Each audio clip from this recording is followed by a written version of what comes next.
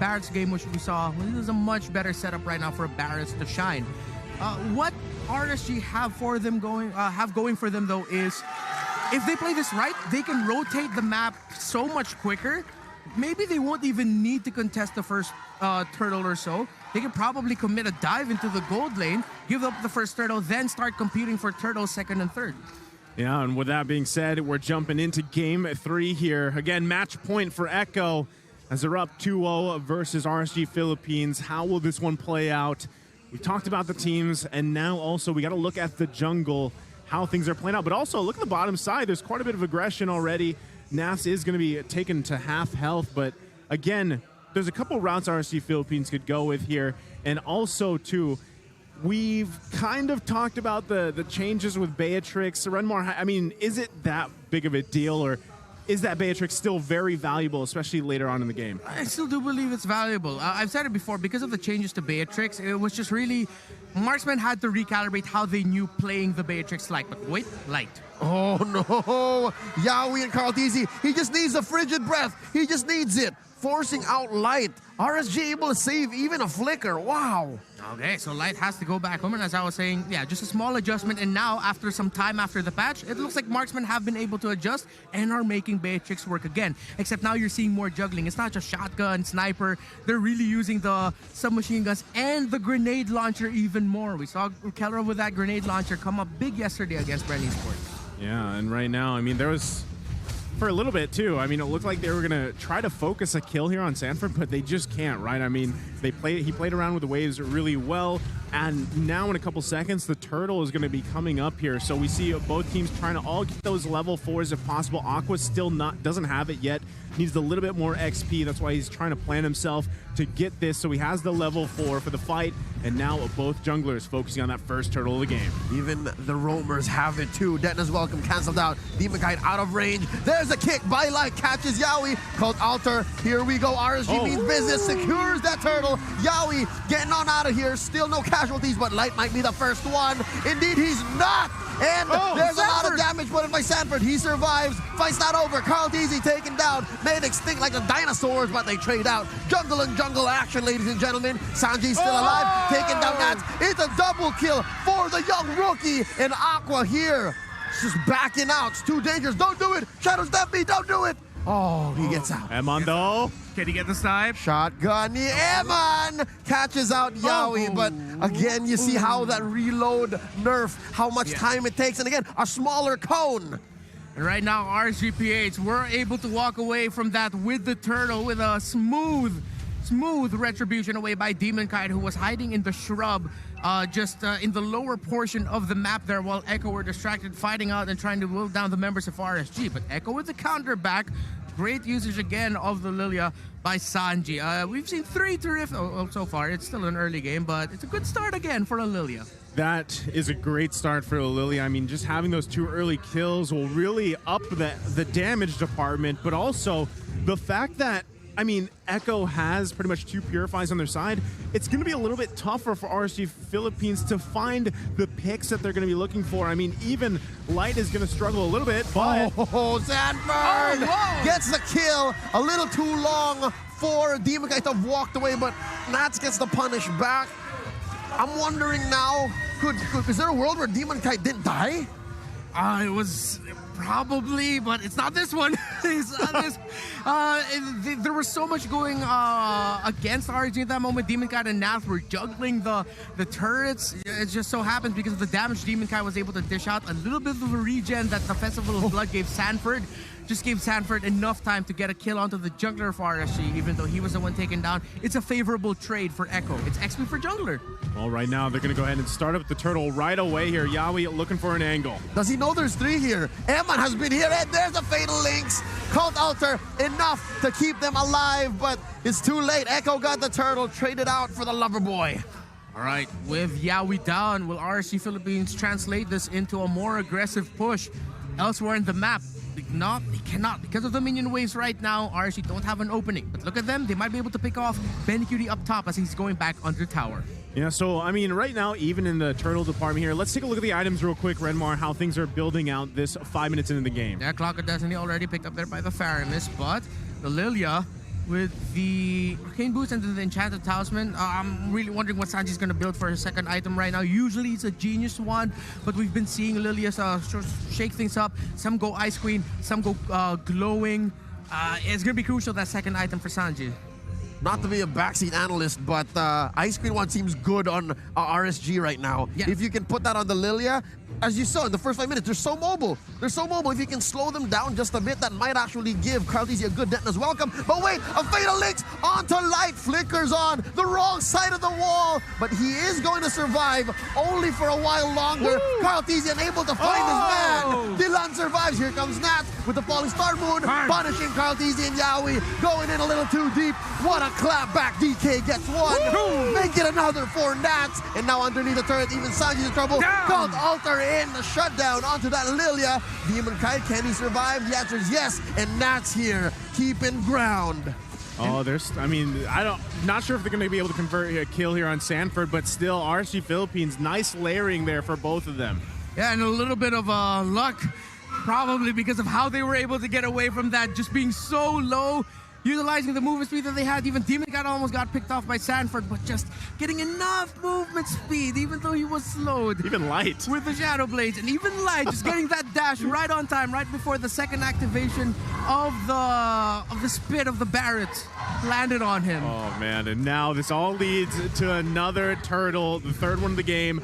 Carltese going to start it up. Sanford trying to zone him out. Who's going to grab it? Oh, it's Demon Kite just walking on in. There's a Fatal Links, though. The answer back by Echo, taken down Light. But look at the life bars of Echo. Down goes Carltese. Emma taken down in the back, slashed and taken down as well. Sanford punished. 2 for 2 so far. RSG Philippines up by about 2,000, give or take, but Benicudi closing the gap with a tier 1 push in mid. Oh, that's a massive trade win for Echo. Yes, RSGPH got the turtle, but it's the mid lane turret that fell for RSGPH. More gold for the marksman of Echo, and another tower is gonna fall up top. It seems like, let's see if Benicudi can get the last few hits in. Yes, he will. And not only that, so this is, yes, the turtle was secured by RSG Philippines, got a couple kills there, but the space advantage is huge for Echo, because if they can't get the tier 1 turret down for RSG Philippines, if they don't grab the tier 1 turret in the mid lane, it's going to make that Lord fight, the first one of the game, much harder here. Oh, Detna's welcome finally coming in. You shall jump, but end up in my mouth. And there's a quick knock-up on all of them. Fatal Links as well by Yaoi. Look at Benicudi.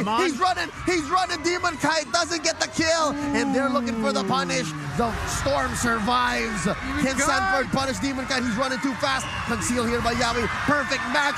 And there's the answer back. Nibiru's passion, but Demon Kite goes down regardless. Sanji blasts Nats. 2 for none. Echo, signs of life back in it. Must be incredibly frustrating for Demon Kite and RSGPH. Just a few hits away from taking down Benicudi. Demon Kite had to put himself in a very difficult situation.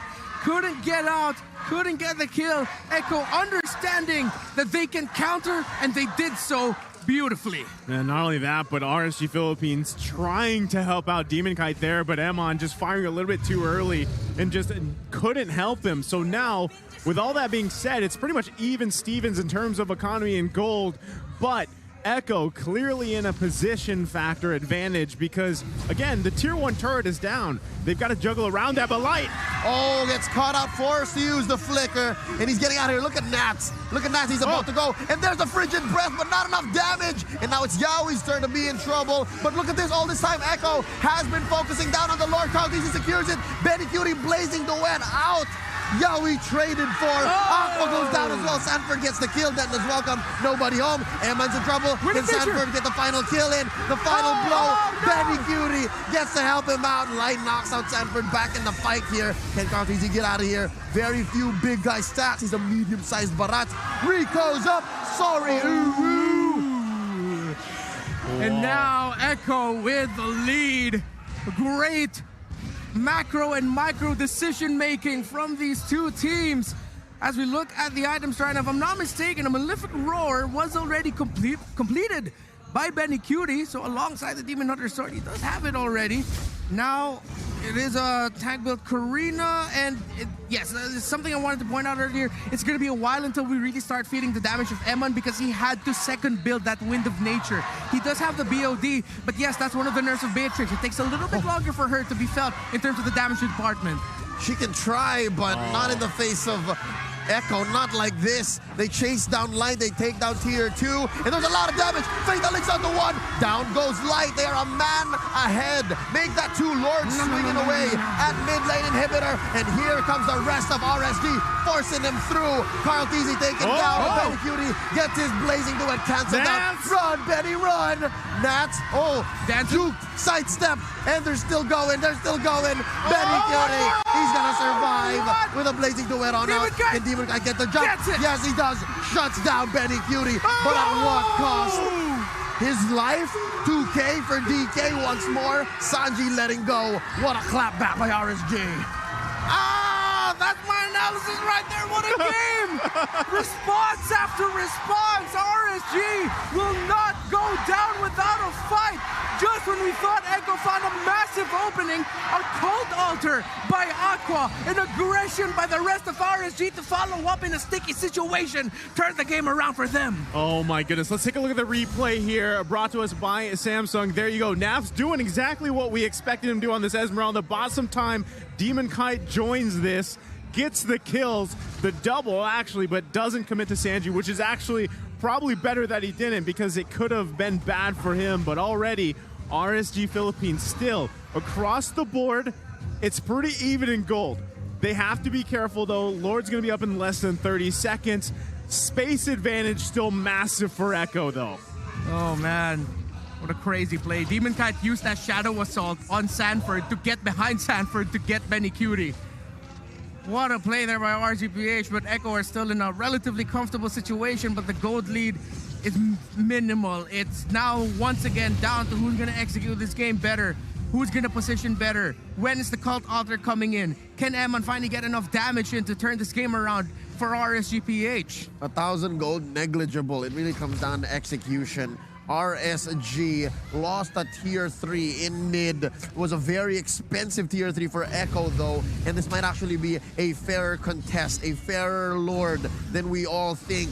Seeing where Nat says he's gonna make it in time. Yeah, he's gonna make his way up there, hopefully if he can get there in time, but already they're pressing on this Lord and Light. Light very low, goes ahead, pops it in, Sanford flickers in, nobody home, Lord very low. Will they get this? Sanford goes down. Lord reset. They're very split up, there's a blazing duet. Light goes down, Lord, hard reset. Their hard work. Lordy Lou, look at Eman, he's burning. He's burning. Fatal Link's already used up by the lover boy. Yaoi split up. Look at Nazi's chasing him down. Demon Kite as well. Carl D's is stomping away. There's 2 fights happening. Down goes Benny Cutie in the back lines, and Nats gets him.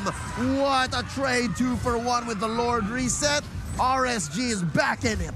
That's what I was talking about, why Nats needs a different pick. A pick that isn't the Uranus. Yes, they're somewhat similar, but there's one thing that Esmeralda has over a Uranus, that's crowd control. Yeah, right now, Lord going in the hands of RSG Philippines here. Not much Echo can do about it. About an inch away, Carl Teasy. I could have sworn he tasted it. The answer back. The Detna's welcome. No one home. He's going to go down in between 4-5 members of RSG, and Echo are reeling. They lost the mid turret though, but they get the Lord out of it. What can RSG Philippines do with this play? They need to maximize this push, do everything they can to get those inner turrets down, get that outer turret in the mid lane down, and maybe, just maybe, somehow pop 1 base turret. It's gonna be really difficult for RSG to just get all the base turrets gone, but they need to try and get at least 1. With a lightning cruncher now on this Faramis and an enchanted talisman as well, Echo now themselves need to watch out for their positioning. 1 Ghost Bursters can turn the game around in favor for RSG. Now the foot's on the other shoe, folks. About 3K ahead RSG is, and the map is blue. Not to mention a Luminous Lord marching down bottom. Echo really has to make the most of this high ground defense and take care of Benny Cutie much, much better. Look at Yaoi too, just planting himself there. He knows that the next focus was hopefully that tier 2 turret for RSG Philippines, but they don't commit to it. They're happy with grabbing the few that they did. So meanwhile, right now, Echo still has that map advantage. They're holding on to the tier 2 turret in the mid lane, plus all their base turrets. Meanwhile, RSG Philippines, they lost that mid base turret. So still, they've got their work cut out for them, even with this gold advantage. But here we go. Conceal play coming out. Can they catch him though? Light Cyclone Eye away, conceal. It was a fake. Here he comes. And there you go, the flicker, the cult altar, the ults away, the dragon, everything but the kitchen sink. Sanford goes away. There's a 3-man knock-up. There's a Nibiru's passion. The Dennis welcome thrown into his man. There's a blazing duet by Benny Cutie. Down goes Light. It was a trade for Benny and Sanji. It looks like it's a disastrous play for Echo. And RSGPH looking to go for the finish. It's just Yawi and Carteezy left. Okay, they can push into this. Are they gonna? What can they do? How much can they take out of the base of Echo in this push? Minion wave is gonna be gone. Looks like they won't be able to even get a base turret. Yawi going forward! Fatal links, no one home. Eman survives, flickers on out of the way, pops immortality on the lover boy. Not in front of Jen. No, it's just Carl. Fatal link for Yawi, but it proved fatal for the lover boy. Oh, man, and just like that, that puts them a 5K gold lead ahead. They're going to grab this first turret here in the top side. RSG Philippines and the Raiders in the crowd are feeling this turnaround. Lord going to be up in about 15 seconds. They're just waiting as Demon Kite tries to take the purple, but it's not going to happen because it's taken with the retribution from Carl. He actually didn't even use the retribution. He just got it. If you go back to that team fight we saw earlier, the timing of Eman with the wind of nature saved that fight for RSG. The blazing duet entry by Benny was great, but Eman survived, and Eman will help RSG secure this Lord without a problem. Okay, we're back to this. Where RSG Philippines, they're happy with taking the Lord. This should convert into some more turrets for them. They've already pretty much evened it out. I mean, that tier 2 is going to go down here eventually. But at this point, Echo, they have to have the defense planned here. That last team fight we actually saw before all that unfolded, the Lord being taken, it could have gone either way. There was a lot of just chaos that ensued, and even someone like Emon was lucky to stay alive in that fight. Again, those minor decisions and positioning really matter here. Before this push, let's take a quick look at the items. You see there, Demon Hunter Sword for Eman. He is going to be relying on the damage he can deal out with Nibiru. He built up the perfect items against the Barretts, against an Atlas, and even a D-Roth that, yes, is a little bit more damage, but also has a blade armor. So this is going to be a highly effective Batrix build if they can make this work. Aqua still on the way to a genius one. Once he builds that up, Echo are going to feel the pain of the Ghostbusters even more, and even more pain coming from Demon Kite and Nas as they do deal magic damage. Light popping the conceal there. He was itching to find a play. Ooh. He could though. There's the damage. Yeah, he could, but they don't have the conceal now. Actually, the Lord managed to just get them the tier 2 turret. Again, it's even in terms of the space around the map. It's just the different inhibitor turrets that are down. So Echo might be looking to press a scenario here with the conceal play. Oh, that's a few stacks of the Art of Thievery taken away from Light, but he does get a kick up, a knock up. Look at that from the back line. They get a kick. It's Sanford. Catch here, but again, canceled out. The Dennis welcome. Nats is still going. Blazing Duet canceled out by the knockup. Sanford goes. Sanji as well. This is not looking good for Echo. Benny goes 2K for Aqua. H2O. Drink it up, fam. I'm not talking about Necla Evo's jungler. It's just 2 left. Yawi and Carteezy. This is looking like a win for RSG. We ain't finishing with a sweep tonight. And that's going to be RSG pushing into here. They were just waiting for the minions. Yawi trying to buy some time. Delaying the minion wave. Smart play by Yawi. No, this is just desperation. You can see it in their eyes. Eman gets the kill. Now it's just Carteezy left. Eman shotgunning it. The base like it was about a month ago. Echo gives over 1 to RSG. 2-1. Never underestimate the heart of a champion. No sweep for Echo.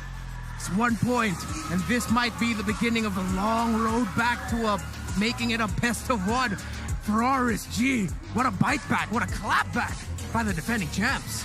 Man, after what we saw yesterday, reverse sweep is definitely possible here. And, you know, given the situation,